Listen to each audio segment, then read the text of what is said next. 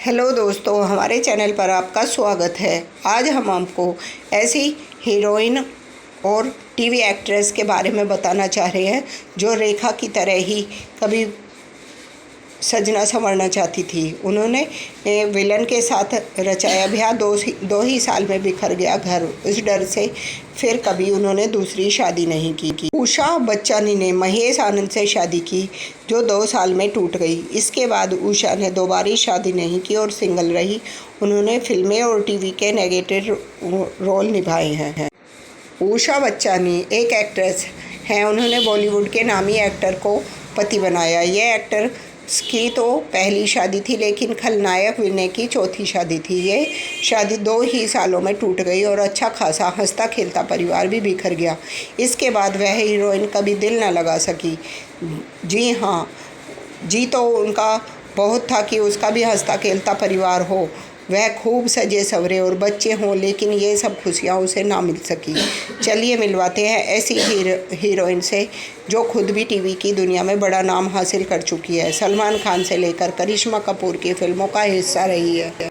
ये कोई और नहीं बल्कि उषा बच्चानी है, जिन्हें आपने दुल्हन हम ले जाएंगे, दीवाने, राजू चाचा, गदर, एक प्रेम कथा, कौन है जो सपनों में आए से लेकर आत्मा और इश्क जादे जैसी फिल्मों में काम किया है। जहां करिश्मा कपूर और सलमान खान की फिल्मों में उन्होंने स्मगलर की गर्लफ्रेंड का रोल निभाया, तो इश्क जादे में एक प्रोस्टिट्यूट का किरदार निभाया। उषा बच्चानी ने टीवी जगत में भी खूब नाम कमाया है और ज़्यादातर वह नेगेटिव रोल में ही नजर आई है। कुंडली भाग्य, उत्तरन, माता की चौकी से लेकर द्रौपदी जैसे शोज में वह दिखी हैं। विलेन को बनाया पति। उषा बच्चानी ने साल 2000 में बॉलीवुड के खूंखार विलन के तौर पर पहचान हासिल करने वाले एक्टर महेश आनंद से शादी की थी, मगर यह शादी सिर्फ 2 साल में टूट गई। जहां महेश ने आगे चलकर 5वीं शादी भी की, तो वहीं उषा ने रिश्ते के टूटने के बाद कभी उभर नहीं पाई और हमेशा सिंगल रही। एक इंटरव्यू में उन्होंने दोबारा शादी ना करने और बच्चों को लेकर बातचीत की थी। टेली चक्कर को दिए इंटरव्यू में उषा बच्चानी ने बताया कि क्यों उन्होंने दोबारा शादी नहीं की। उन्होंने कहा, शुरुआती दिनों में मेरा सपना था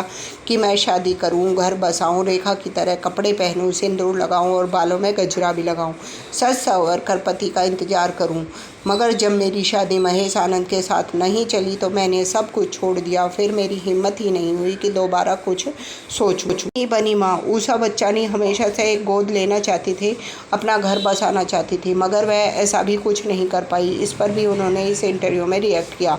उन्होंने कहा, काफ़ी पहले ही उनकी माँ गुजर गई, वह कभी बच्चा गोद ना ले सकी। मैं अपने परिवार में सबसे बड़ी थी, फिर मेरी हिम्मत ही नहीं हुई कि मैं बिना शादी बच्चा गोद लूं। मैं बहुत ही कंजर्वेटिव सिद्धी फैमिली से आती हूँ। मेरे पिता NRI हैं और मैं बहुत ही पजेसिव हूँ। शादी के बाद हुआ था प्यार, क्यों नहीं बसाया परिवार। उषा बच्चानी बताती है कि वह बच्चा तो चाहती थी, लेकिन उनकी छोटी बहनें थी, उन्हें कामकाज भी करना था। ऐसे में कौन सबको संभालता, इसलिए वह कभी बच्चे को गोद ना ले सकी। इसी इंटरव्यू में उषा बच्चानी ने यह भी बताया कि वह प्यार चाहती थी। एक बार शादी के बाद उनका एक रिलेशनशिप भी था, लेकिन मैं बहुत डरी थी और किसी पर भरोसा नहीं कर पा रही थी। बस फिर उन्होंने सब कुछ छोड़ छाड़ कर खुद को काम में डुबो दिया। उषा बच्चानी के बारे में आगे और जानने के लिए हमारे चैनल पर लाइक, शेयर और सब्सक्राइब करते रहिए और हमारे चैनल पर आते रहिए और हमारा धन्यवाद करते रहिए और आपका भी धन्यवाद।